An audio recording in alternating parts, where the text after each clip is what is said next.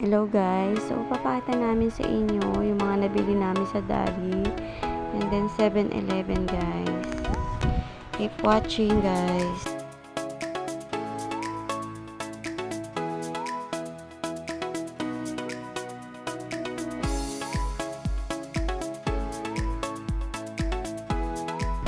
So titikman na namin yan, nabili namin sa Dali na Choco Reveal Bar. Medyo matigas siya pero tinikman namin, crunchy naman.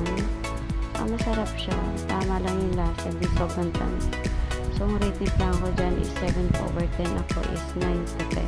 Ito na may nabili namin sa 7-Eleven, so bubuksan na natin. Yung kapal ng bread niya, napakalambot, and yan, nakikita niyo talaga may pepperoni sa loob, saka maraming cheese, mozzarella cheese pa yung nasa loob.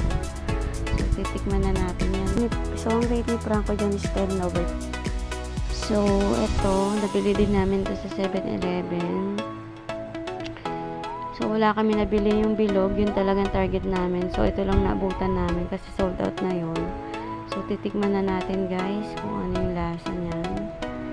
So, okay lang. Medyo matamis siya guys. So, hindi type ni Franco yung ganito guys eh. So, pan kayo na matatamis, mahilig kayo niyan, pwede sa inyo to. Ang rate ni Franco is 6, ako is 8. Andito na tayo sa pistachio brownies. So, 7-Eleven din yan. Maraming klase niyan. Pero yan lang din ang available doon na nakita namin. So, titikman na natin guys. So, yan ganyan siya, para siyang dice. Then, meron siyang sa ibabaw. Din yung layer niya, andun sa yung pistachio sa gitna. So, yan. Type na type ni Franco. Ako, hindi ako pan. Para siyang lasa ng fudgy bar. Ganun lang yung taste ko sa kanya. Si Franco, gustong gusto niya.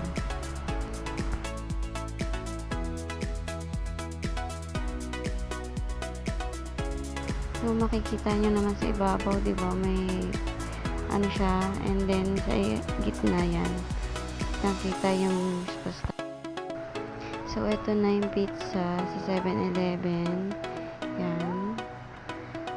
Ang price niyan is 59 pesos. So, yan. Ganyan lang siya kalaki. May pepperoni cheese ang flavor niyan. So, pati kami ni Franco para pares namin matikman kung ano yung lasa.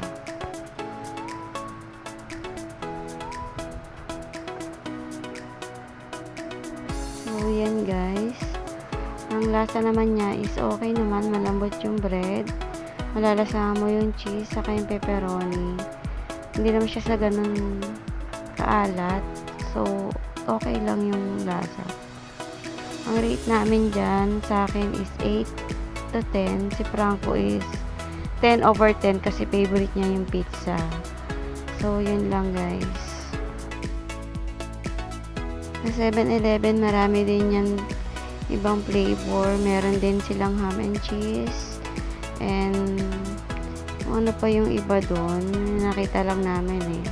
Kasi iba dyan not available na guys eh. Mas nabili siyang maubos.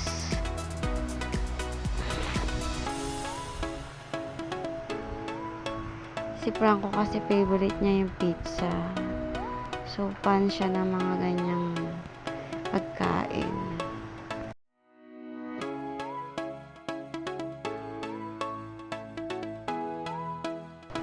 So guys, yun lang ang aming food taste sa aming vlog sa Dali and then 7-Eleven. So okay naman ang mga natikman namin, sulit naman. Pero syempre dito na lang aming vlog guys. Salamat sa inyong panonood at dahil sinamahan nyo kami dito guys, paalam guys, see you next vlogs guys.